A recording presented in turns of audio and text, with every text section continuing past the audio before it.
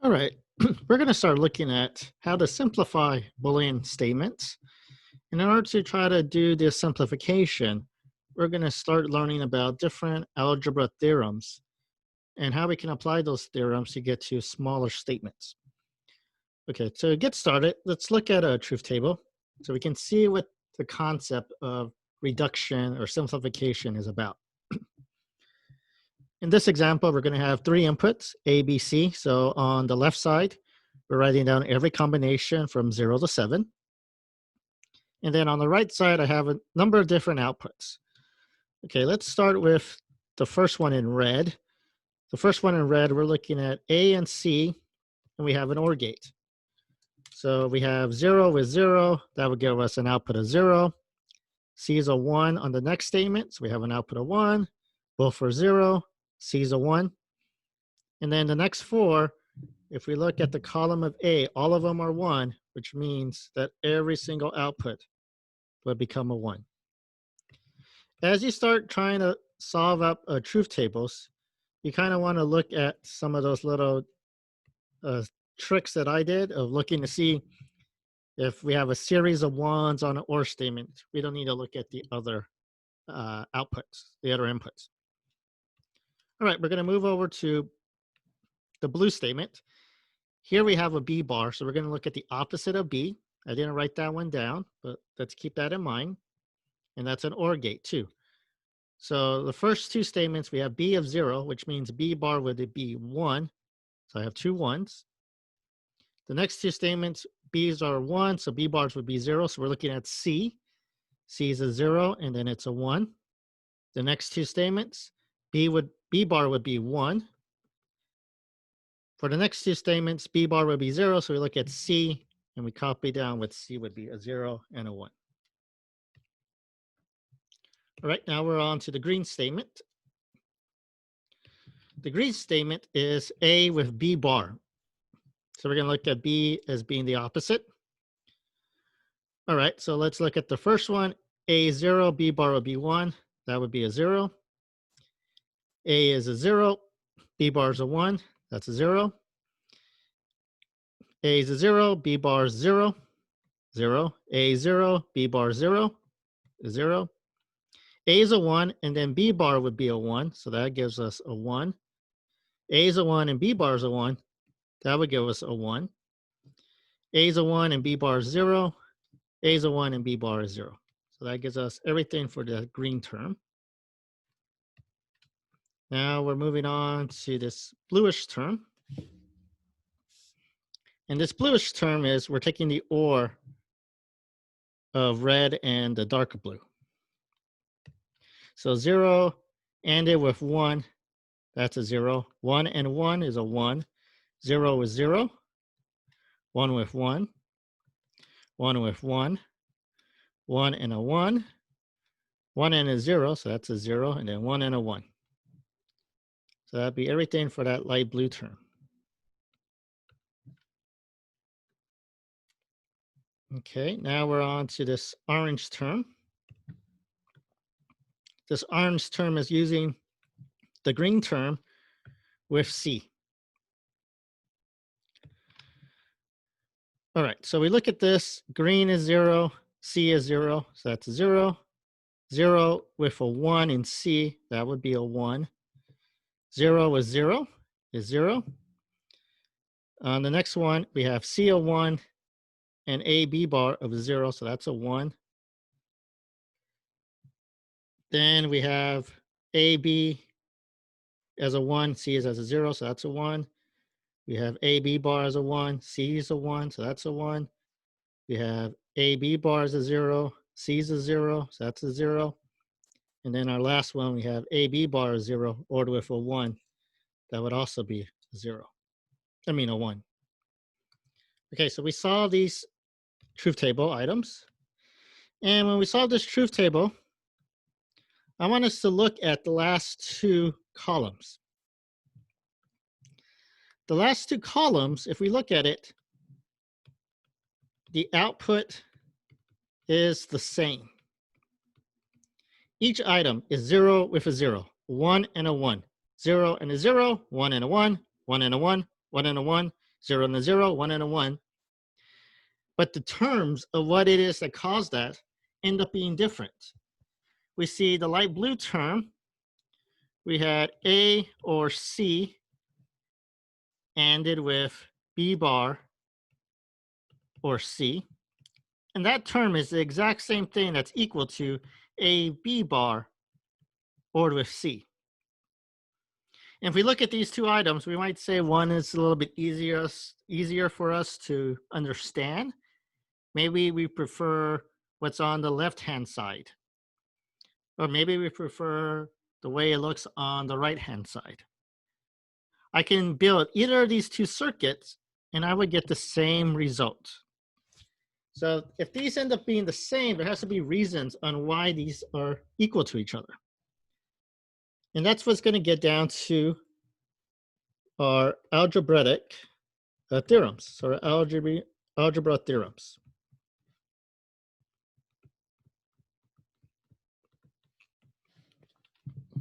Okay, so let's go through a few of these theorems. I'm going to draw some items out.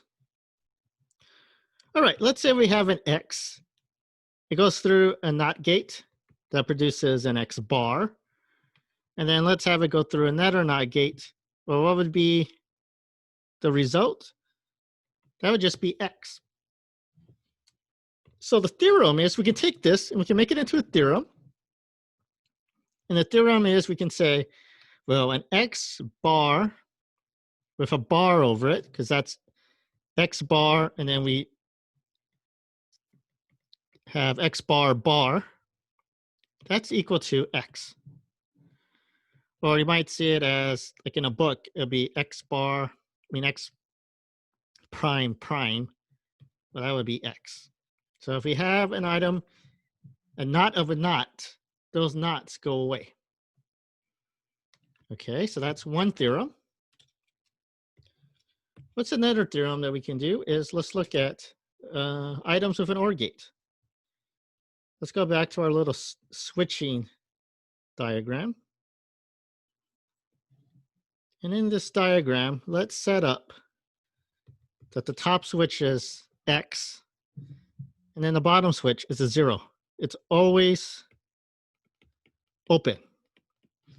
Well, if this is always open, anything that flows through here is going to stop. The voltage will stop here. And if it's going to stop there, why don't we just take that and say, you know what? Let's just remove that entire bottom path, because that bottom path's not really going to do anything for us. It really is just an X on top. All right, so that's our nether theorem. If we have X ORed with a 0, I can say it's the same as an X. Okay, so let's take the same thing again, and instead of having the bottom half always open, let's have it always be closed and see what that's going to do for us. So I have an X, and then I'm going to have a bottom one being 1, always closed. Well, if it's always closed, what's going to happen is our voltage can always use the bottom path. And if it always uses the bottom path, why do I even need the top half there? I'm always going to get a result. So then I can say, well, an X ORed with a 1 is always 1.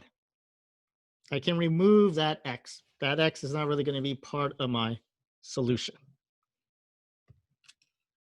Okay, so we did stuff with OR gates. Let's see if we do stuff with AND gates, what we get. All right, so let's say I have 2 switches.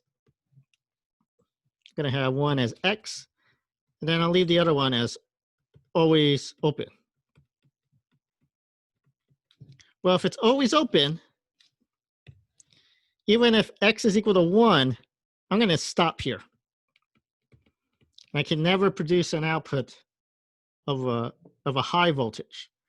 So then that could get me to my next theorem, saying X ANDed with a 0 is always 0. I'm never going to get an output to occur. Okay, let's do it for 1. Here, let me put the 1 first. So let's do a 1, always close. If it's always close, everything's going to flow through, and the flow depends only on x.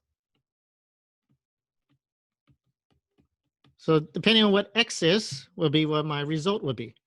So that gives me my next theorem. I can say x ANDed with a 1, it's just x.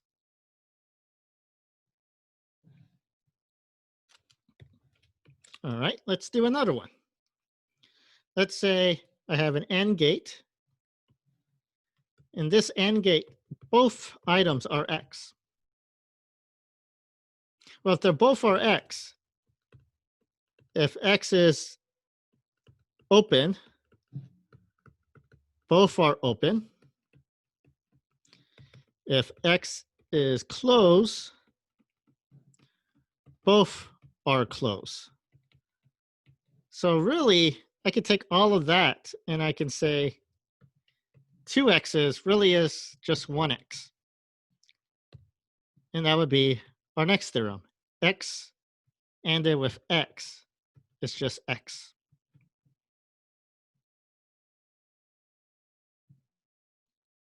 Okay, so that's what happens when I have 2x's in an AND gate. What happens if they're in OR gates? Well, it's going to look similar. They're copies again. If one is closed, the other one is closed. If one is open, both is open. Well, I could just replace it with a single x. So then I could say x board with an x is also an x.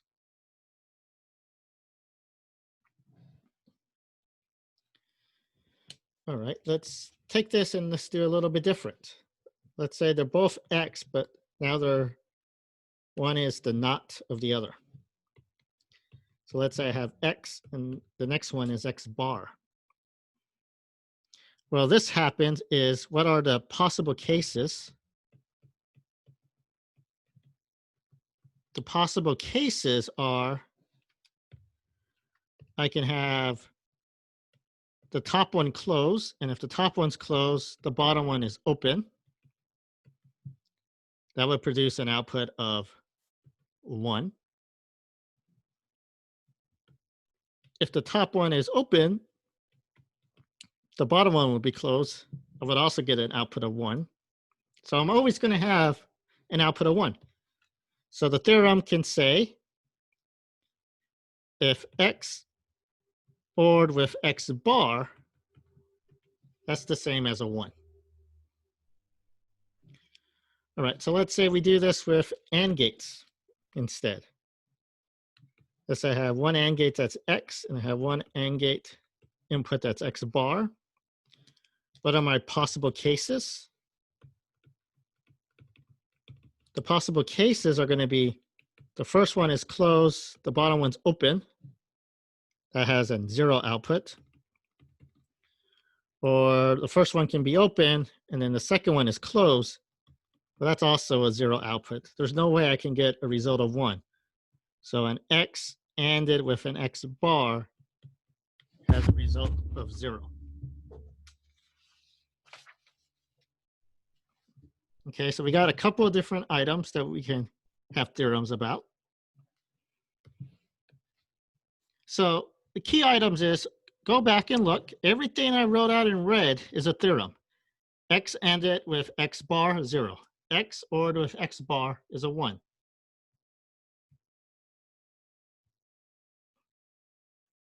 X ORed with x is x. X ANDed with x is x. X ANDed with a 1 is x. X ANDed with a 0 is 0. X ORed with 1 is 1. X ORed with 0 is x. Then an x bar bar is an x. Then we're going to have a few other items. Other theorems would be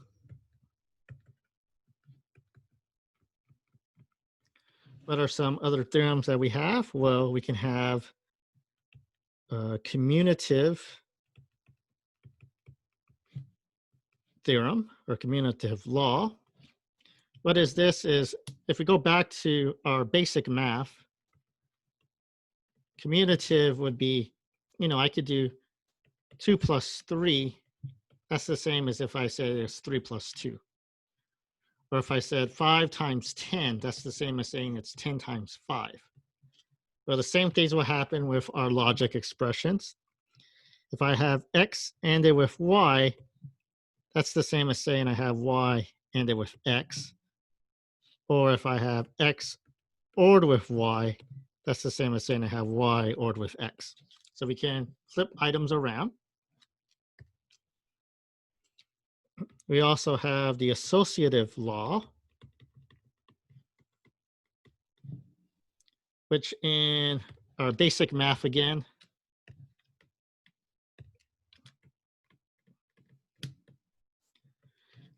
I can say, let me do 3 plus 2.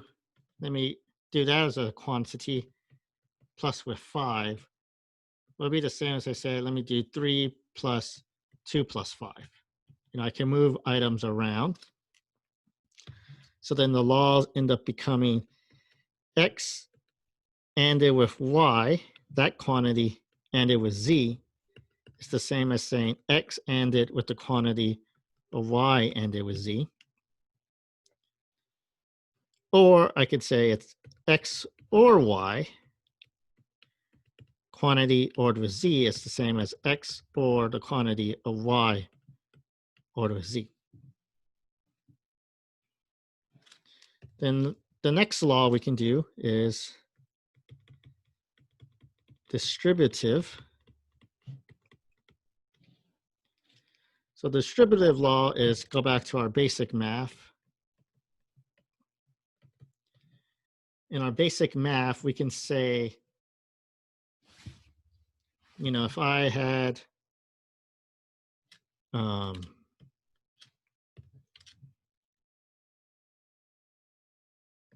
2 times 3 plus 5, that would be the same as 2 times 3 plus 2 times 5. I can multiply it through the expression. So for us, this is x ANDed with y or z is the same as x and y or x and z. And then I can do it the opposite way of saying x ORed with y and z. I can bring that out to be the quantity x or y ANDed with x or z.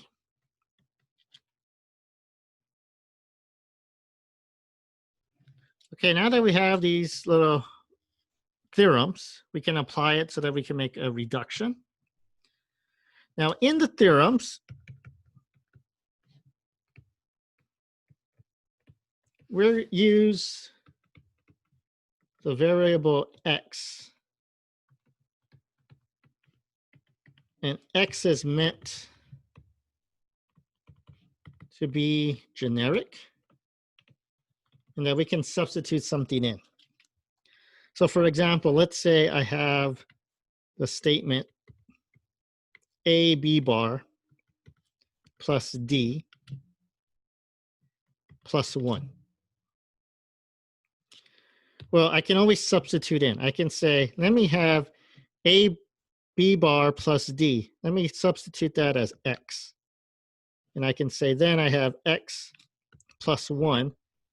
And based off that theorem, I know x plus 1, let's scroll back real fast. X ORed 1 is always 1.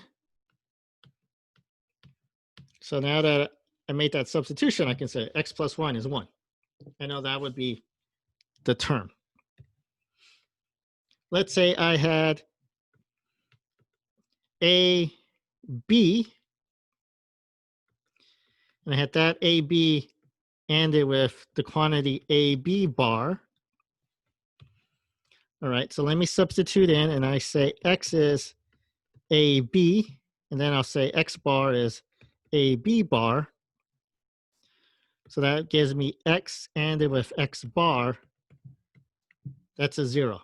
So if we go back and we look here, x ANDed with x bar is a 0. So we can do these little substitutions. Now, there is a note that I want to make. A note is be careful with the X and the X bars. They have to always be the same items. So if I say X is AB, X bar has to be that quantity AB with a bar over it. If we had something that was A bar, B bar, these are not the same. So it can be that that's an X bar. The X bar has to be over the entire quantity. All right, so you need to be careful with the X bar items. All right, so let's go back to what we did in the truth table. And in the truth table, we had that I said A or C ended with B bar or C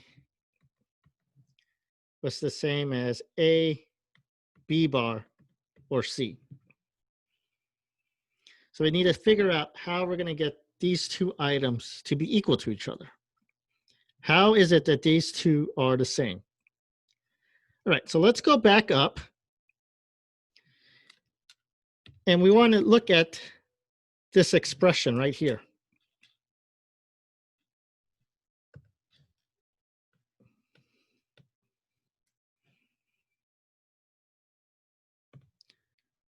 The expression that we want to look at is we want to say x plus yz is the same as x plus y and it with x plus z. So let me take these two items right here highlighted, and let me make them equal each other. So if I'm going to do that, I have a b bar plus c. I'm going to substitute c as x. I have my or. I'm going to take a to be y and b bar to be z, and that is x plus y and it with x plus z. So then I'm going to substitute back in. X was c plus my y is a, my x is c plus my z is b bar. Okay, so I got those equal. The expression was a plus c, b bar plus c. So all I got to do is, in this setup here, I am looking to do the commutative property, where I can flip these around and say it's a plus c, b bar plus c, a plus c, b bar plus c. Now these items are correct. They all matched up. So that's how we can take those items to produce these statements. And I can work on either side of the equation. So instead, let's say I take the same setup, a plus c, b bar plus c. I want that to be a b bar plus c. Well, in this setup, if I work on the other side of the equation, I can take c is both in both parts. So let me put that as an x. And then let me take a as a y, b bar as a z. And our theorem says x plus y and it with x plus z is x plus yz. So then let me substitute back in. X is c, y is a, z is b bar. I can use commutative again. And I can just flip it around to say it's a b bar plus c. So I can make everything simplify by using these theorems. Okay, so these are the basic ones. Next time, we're going to start adding up a few more of these theorems. And then we'll look at how to take large expressions and break them down.